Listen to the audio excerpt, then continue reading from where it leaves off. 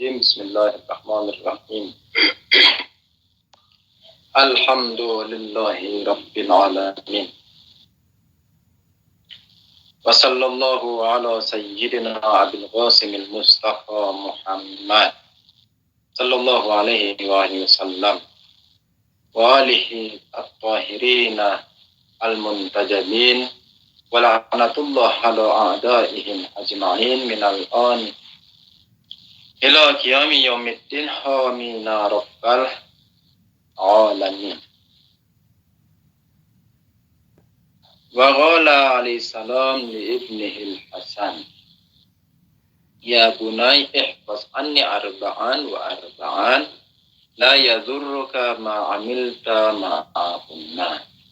Inna aghnal ghina al-aqlu wa akbar al-faqri al-qumfu wa awhashal wahshati al-ujbu wa akramal hasabi husnul khuluq.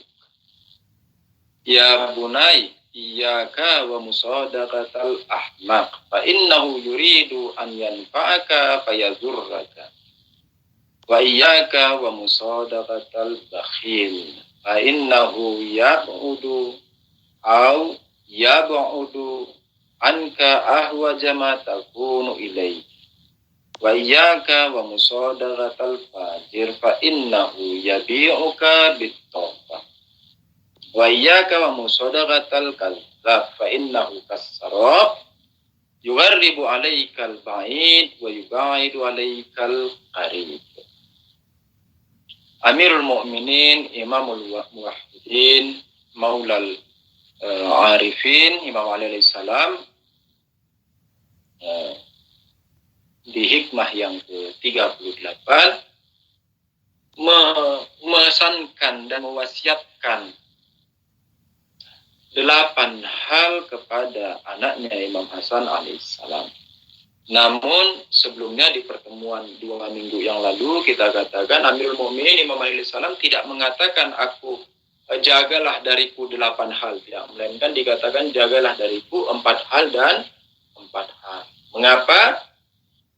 Kita sampaikan bahwa karena 4 hal yang pertama berkaitan dengan sifat, sedangkan 4 hal yang kedua berkaitan dengan perbuatan. Nah, dari 4 hal yang pertama tentang sifat itu apa saja? Yang pertama tentang akal, di mana dikatakan akal itu merupakan kekayaan yang paling utama. Ini satu sifat. Yang kedua adalah kebodohan, di mana Amirul Mukminin Imam Ali alaihi salam mengatakan kebodohan adalah paling besarnya kefakiran. Nah, 2 ini kita sudah bahas di 2 minggu yang lalu. Insya Allah minggu ini kita bahas 2 bagian yang lain, yaitu tentang ujub dan yang terakhir tentang husnul khuluq, yakni perilaku yang baik, perangai yang baik, tingkah laku yang baik. Dikatakan ujub itu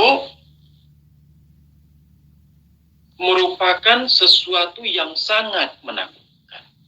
Dikatakan ujub itu adalah sesuatu yang sangat menakutkan, sedangkan perangai yang baik, perilaku yang baik, tingkah laku yang baik dikatakan merupakan warisan yang paling utama.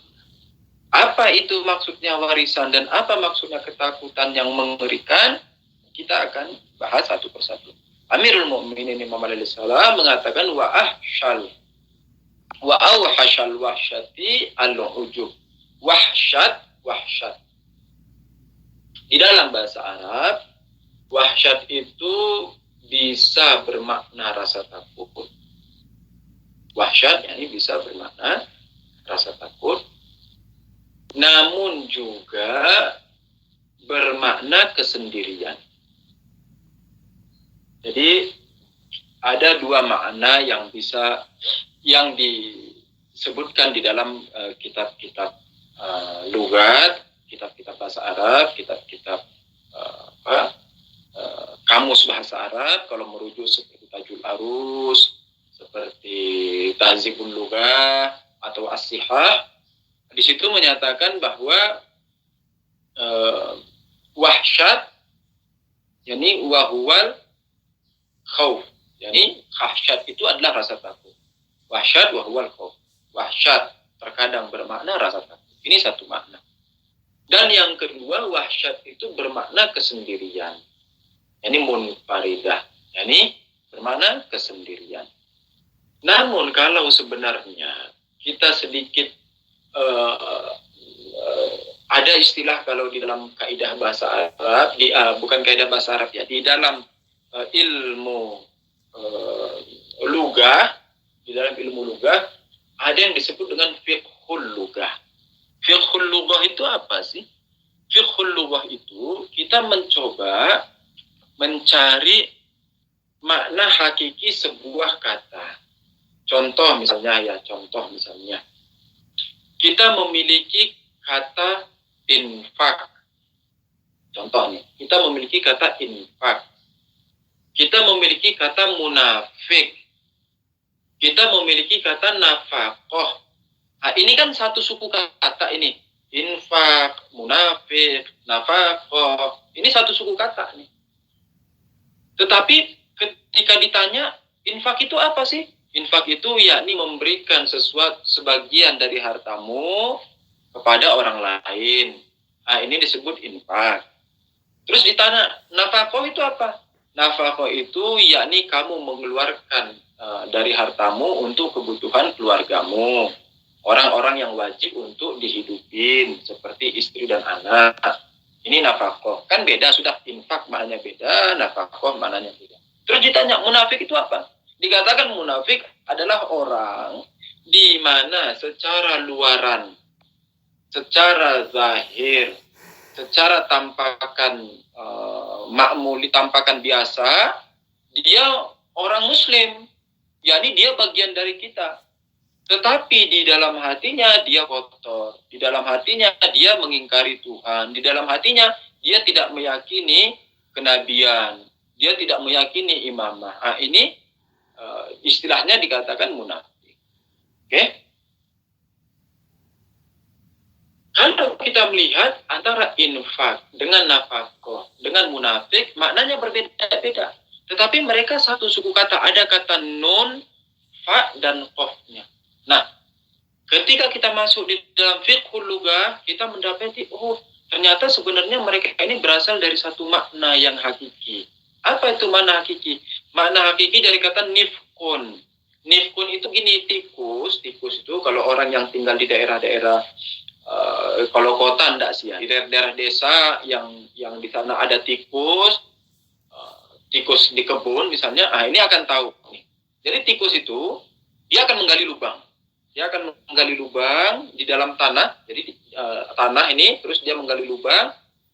Nanti dia menggali lubang sampai misalnya mau menjorok ke bagian lubang yang kedua. Jadi anggaplah ini lubang pertama, ini lubang kedua kan ya. Ini lubang pertama, ini lubang kedua. Dari lubang pertama dia membuat lubang, terus mau sampai ke lubang kedua. Sebelum lubang kedua ini berhasil ditembus, dia kasih semacam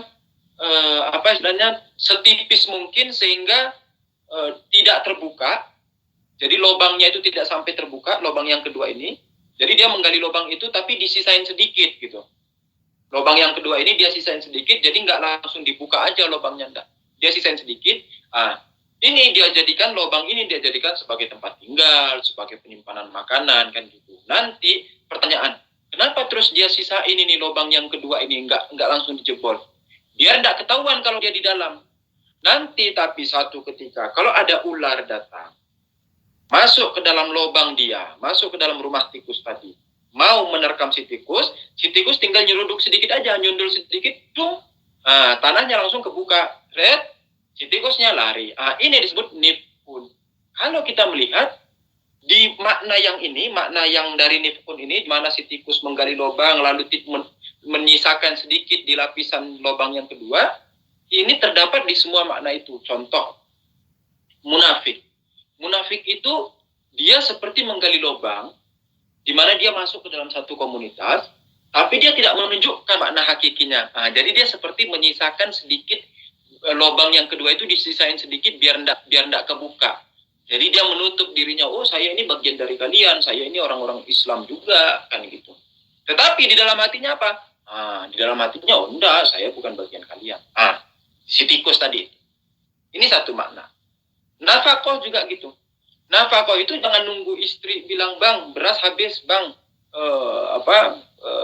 sayur habis, bang, ikan habis.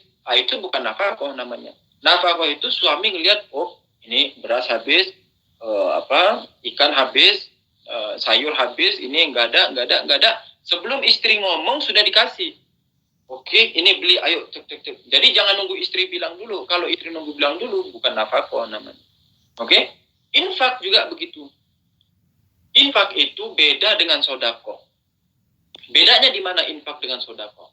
Sodako itu orang ngomong dulu, Pak Ali, saya butuh ini 10.000. Pak Ali bilang, ya udah ini anak sedekah ke antum 10.000. Itu disebut sodako. Kalau infak, sebelum anak ngomong kalau saya butuh 10.000, Pak Ali udah tahu kalau saya butuh.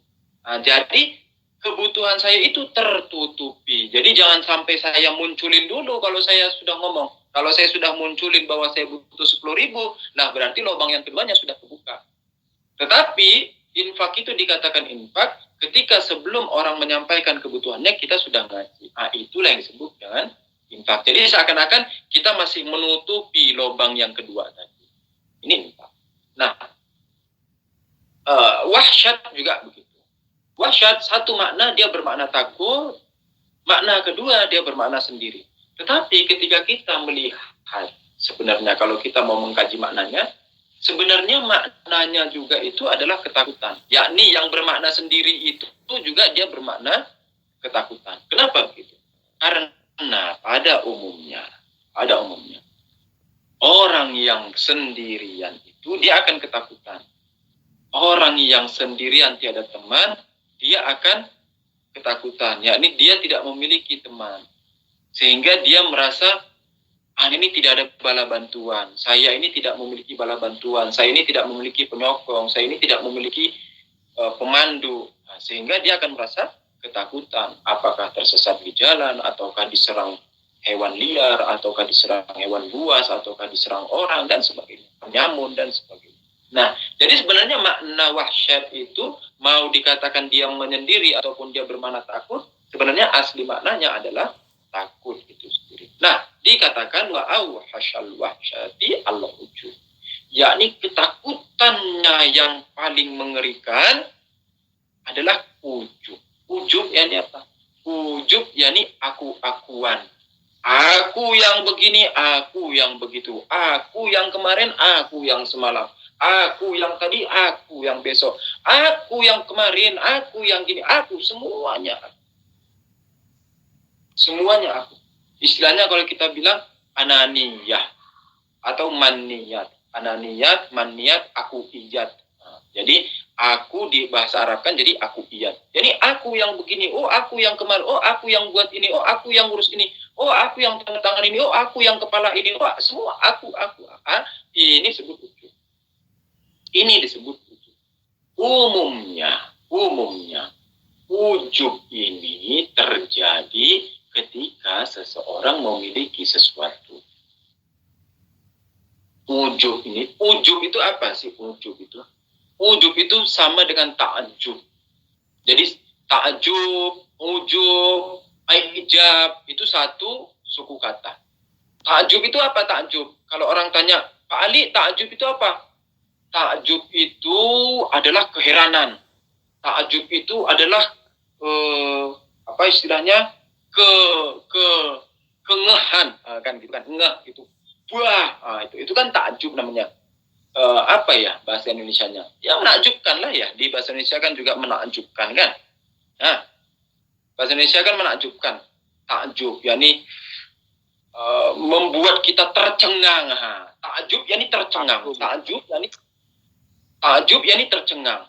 Nah, sesuatu yang menakjubkan berarti sesuatu yang membuat kita tercengang. Nah, itu pertanyaannya. Jadi ta'ajub, ujub, ijab. Ajaballah masalan fulan, ajabani fi'luka dan sebagainya. Jadi membuat saya terkejut, membuat saya tercengang, membuat saya terperangah. Nah, itu ujub. Ujub, kenapa dikatakan ujub? Karena umumnya orang memiliki sesuatu. Nah, karena dia memiliki sesuatu, lalu dia terperangah, lalu dia tercengang, lalu dia terkejut dengan kesesuatuan yang dia miliki itu. Contoh, misalnya Yusuf ini, misalnya saja, naudzubillah. Misalnya Yusuf tahulah sedikit tentang misalnya bahasa Arab, bisa ngitab, bisa baca Arab gundul misalnya, atau tahu matematika misalnya, atau tahu bahasa Sunda misalnya kan. Contoh saja Yusuf bisa bahasa Sunda. Kalau misalnya bahasa Sunda itu adalah bahasa yang populer, Anda tidak tahu apakah bahasa Sunda bahasa populer. Lihat. Atau misalnya Yusuf bisa bahasa dunia suku Maya, kan Yusuf bisa menguasai suku Maya, kan berarti Yusuf memiliki sesuatu itu di mana sebagian besar orang tidak menguasainya. Atau misalnya Yusuf menguasai ilmu matematika yang modern, ilmu kuantum, fisika kuantum, di mana sebagian besar orang tidak menguasainya. Atau misalnya Yusuf menguasai ilmu manajemen akuntansi yang sangat akurat, di mana sebagian besar orang tidak menguasainya misalnya. Nah, berarti Yusuf kan punya sesuatu itu ya. Sesuatu yang dimiliki Yusuf ini itu membuat dia tercengang. Makanya dikatakan ujub, yakni takjub, menakjubkan. Membuat si Yusuf tercengang. Wah, saya ini bisa ini, saya bisa ini, saya bisa ini. Saya bisa filsafat, saya bisa mantik, saya bisa logika, saya bisa irfan, saya bisa ini, bisa fulan. Akhirnya dia tercengang sama diri sendiri. Ketika dia tercengang sama diri sendiri, itulah yang disebut dengan ujub. Makanya kita katakan ujub, takjub, ijab itu satu suku kata semua itu. Yani mengagetkan, mencengangkan, apa istilahnya, tercengah melihatnya. Itu istilahnya takjub. Kan? Berarti ujub yakni ketika seseorang dia takjub dengan dirinya sendiri. Orang tidak ada takjub ke dia, orang tidak ada. Wah, Yusuf itu hebat banget, tidak. Tapi si Yusufnya, nauzubillah, takjub dengan diri sendiri. Wah, anak hebat banget. Wah, anak. Akhirnya ketika dia sudah menakjubkan dirinya sendiri, wah, anak bisa ini, anak bisa ini. Semuanya anak, semuanya aku bisa ini, aku bisa ini, aku. Akhirnya nanti ketemu orang, aku yang kemarin begini, aku yang buat itu, aku yang ngurus ini, aku yang laksanain ini, aku yang bela ini, semuanya aku. Inilah yang disebut dengan ujub. Dikatakan au hasyal wahsya al-ujub. Yang paling mengerikan, ketakutan yang paling mengerikan adalah ujub. Kenapa demikian? Karena ketika orang sudah ujub, dia akan buta. Ketika orang sudah ujub, dia akan buta. Sebagaimana, Anda tanya gini deh, antum ya satu orang, siapa saja terserah. Bagi antum yang paling menakjubkan di dunia ini apa? Yang paling menakjubkan sehingga antum tercengang itu apa? Satu orang aja terserah, siapa saja. Biar kita bahas, enak bahasnya. Apa? Anggaplah misalnya teknologi. Teknologi. Teknologi. Anak padahal contohnya donat. Anak lihat teknologi misalnya, teknologi. Kan mencengangkan banget bagi antum itu teknologi itu. Jadi, wah, dalam sedetik keluar HP baru, dalam sedetik keluar teknologi baru, Pentium baru, segala macam baru kan. Antum kan tercengang itu, tercengang, terperangah kan. Nah, ketika antum tercengang, terperangah dan istilahnya terjebak dalam ketakjuban itu, antum akan buta terhadap yang ditakjubi. Maksudnya apa buta? Yakni antum tidak akan melihat keburukan dari si yang ditakjubi itu. Antum tidak akan melihat, sebagaimana antum mentakjubi teknologi, antum tidak akan melihat sisi buruk teknologi. Kenapa? Karena antum sudah tergila di situ, antum sudah terbuai di situ, antum sudah terjebak di situ, kita sudah terperangah, kita sudah terjerembab, dan kita sudah tercengang dengan teknologi itu. Akhirnya kita buta dengan yang lain. Yang kita lihat hanyalah teknologi dan teknologi. Nah, Oke, bisa dipahami kan sampai di sini kan ya? Paham, Ustaz. Nah, sekarang kita kembali dikatakan wa'au hasyal wahsyati al-ujub, yakni keaku-akuan tadi.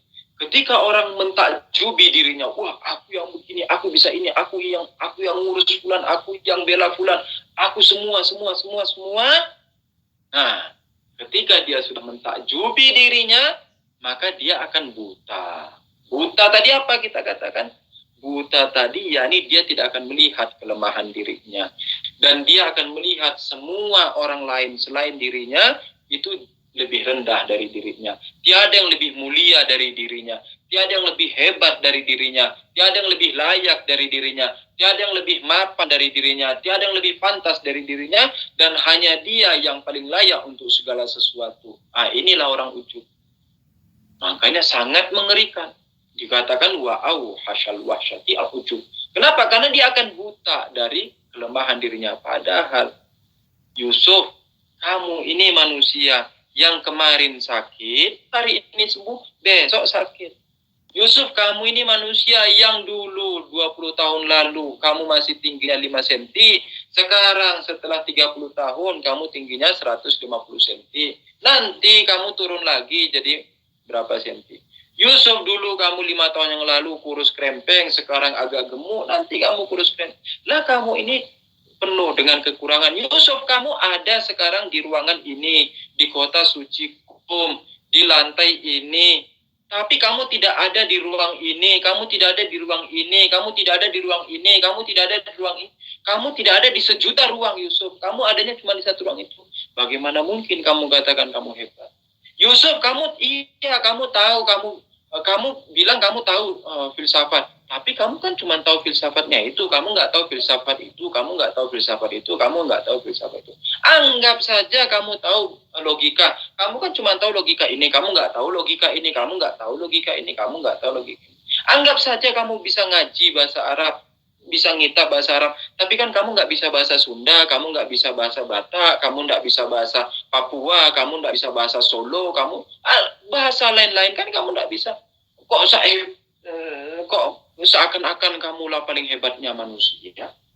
Nah, jadi dia lupa, si Yusuf tadi ini, nauzubillah, lupa bahwa dirinya ini diselimuti oleh miliaran ketiadaan. Yakni dia ada di ruangan ini diliputi oleh miliaran ketiadaan di tempat yang lain. Dia tidak ada di Jakarta, dia tidak ada di Tangerang, dia tidak ada di Sunda, dia tidak ada di Banten, dia tidak ada di Bekasi, dia tidak ada di fulan. Kemudian dia tahu satu bahasa. Lah cuma tahu bahasa Persia, kamu belum tahu bahasa Sunda, kamu nggak tahu bahasa Jogja, kamu nggak tahu bahasa Madura, kamu nggak tahu bahasa semiliar bahasa kamu nggak tahu bahasa semut, kamu nggak tahu bahasa kutu, kamu nggak tahu bahasa ayam. Baru tahu bahasa Persia. Jadi si Yusufnya lupa kalau dirinya dipenuhi oleh sejuta ketiadaan, semiliar, setak terhingga ketiadaan. Dia lupa. Nah, inilah yang dimaksud dengan ujub. Makanya sangat mengerikan sekali. Kenapa? Karena ketika orang sudah buta dan dia tidak melihat kelemahan dirinya, maka itu akan menghancurkan dirinya. yakni ketika Yusuf buta atas dirinya, di mana dia melihat bahwa dirinya adalah yang paling sempurna dan tidak ada yang lebih hebat dari dirinya, maka itu akan membuat dia tidak melihat kekurangannya. Ketika dia tidak melihat kekurangannya, maka dia tidak bisa naik lagi ke tangga berikutnya dalam tangga pencapaian menuju kesempurnaan. Ketutup. Kenapa orang buta? Ketika buta tidak bisa melihat.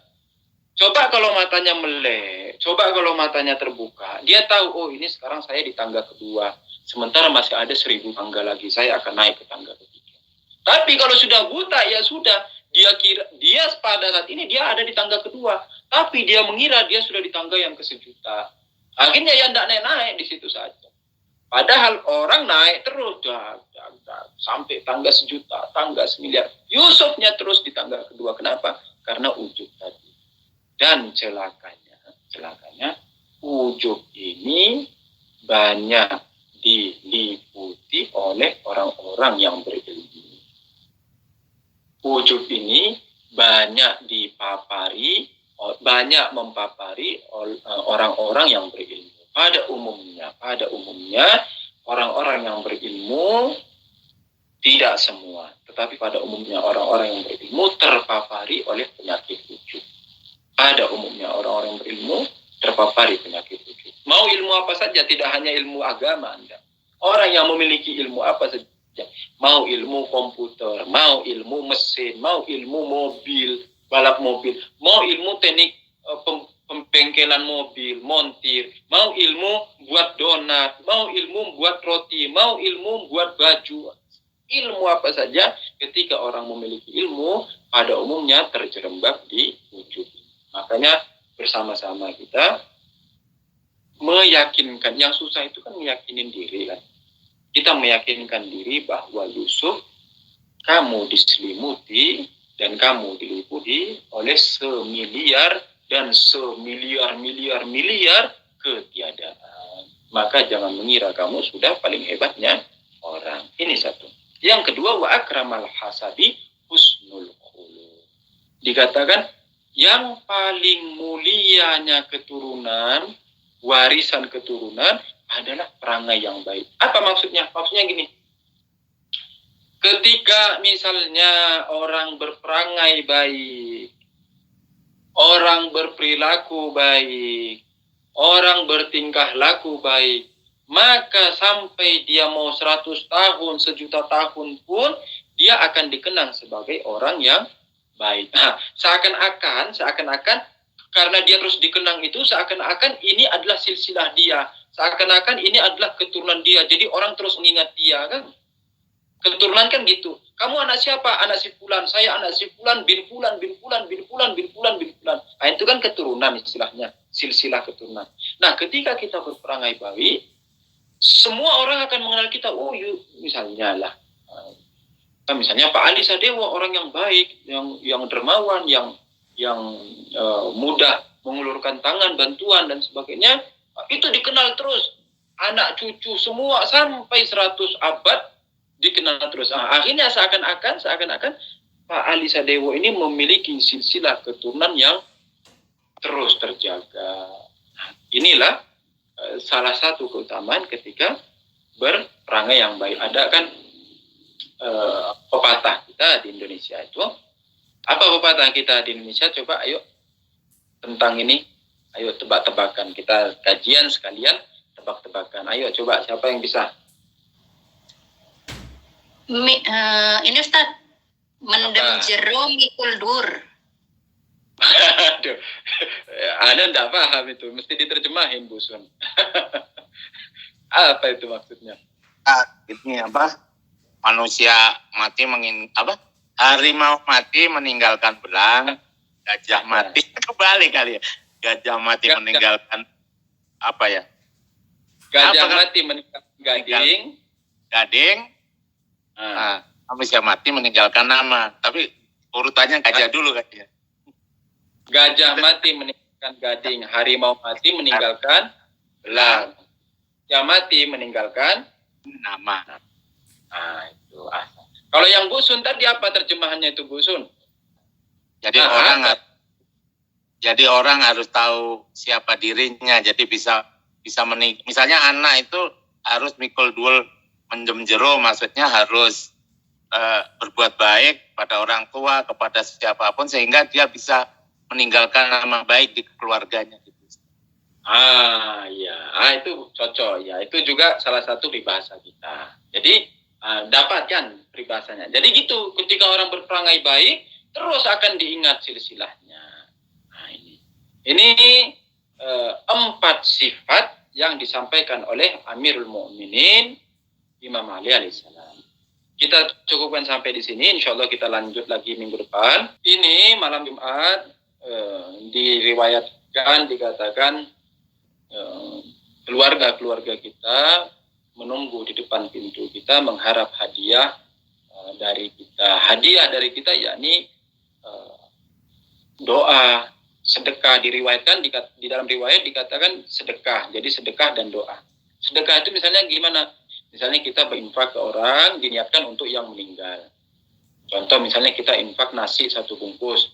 Ini nasi 1 bungkus saya niatkan untuk almarhum bapak saya. Ini nasi 1 bungkus saya niatkan untuk almarhum ibu saya, dan begitu. Nah, mereka juga sekarang ini lagi menunggu di depan pintu antum. Sampai antum membuka pintu, ini makna kiasan loh. Jadi jangan buka pintu terus nyari. Insya Allah antum tidak ketemu. Kalau ketemu antum bakal lari, langsung tutup pintu lagi. Ini makna kiasan. Yani mereka lagi berdiri di depan pintu antum, menunggu antum membuka pintu dan memberi mereka sesuatu. Kita hadiahkan kepada mereka doa, kiriman doa kepada abang kita, adik kita, ayah kita, ibu kita, paman kita, bibi kita, sanak famili kita, saudara-saudari kita, paman kita, seluruh mukminin, mukminat di mana saja. Mukminin, mukminat di mana saja. Untuk guru-guru kita, khususnya Marhum Ustaz Hasan Abu Ammar radhiyallahu ta'ala anhu. Kemudian untuk marhum Ustaz Husain Habsyi, untuk marhum Kang Jalal dan marhum Ustaz Toha Musawwa dan Ustaz Ahmad Rushdi. Semoga Allah merahmati mereka semua. Dan untuk marhum Ustaz Ahmad bin Abu Bakar di Kota Palu, insyaallah semoga Allah merahmati mereka semua, mensucikan diri mereka, ruh mereka, menerangi kubur mereka dengan cahaya-cahaya dan isyraq-isyraq ilahi. Untuk para ulama kita, khususnya Imam Khomeini, Quddisa Sirruhu Ayatullah Bahjah, Allami Hasan Sodi Omuli, Allami Tabatabai, Ayatullah Mahdawikani, Ayatullah Qazi Tabatabai, Allami Sya'rani, Ayatullah Yahya Ansari Shirazi, dan seluruh ulama-ulama yang lain yang telah mendahului kita, Ayatullah Misbah Yazdi, dan juga ulama dan maroji yang masih hidup, khususnya Rabar Muazzam Hafizahullah, dan Ayatullah Makarim Shirazi, Ayatullah Ja'far Subhani. Semoga Allah memanjangkan usia mereka semua. Dan juga untuk kezuhuran Imam Zaman Adilullah Fardhu Syarif, serta kemudahan rezeki antum semua. Semoga ikatan-ikatan dan belenggu-belenggu kehidupan antum dibukakan. Semoga pintu-pintu rezeki antum dimudahkan. Semoga aliran-aliran rezeki antum dilancarkan. Semoga kehidupan antum berkah semua. Semoga anak cucu kita dalam keadaan orang-orang yang soleh dan dalam barisan bendera Imam Zaman Adilullah Fardhu Syarif. Al-Fatihah ma'as salawat. Allahumma salli ala Muhammad wa ali Muhammad wa ajil farajahum. Bila taufiq wal hidayah. Assalamualaikum warahmatullahi wabarakatuh.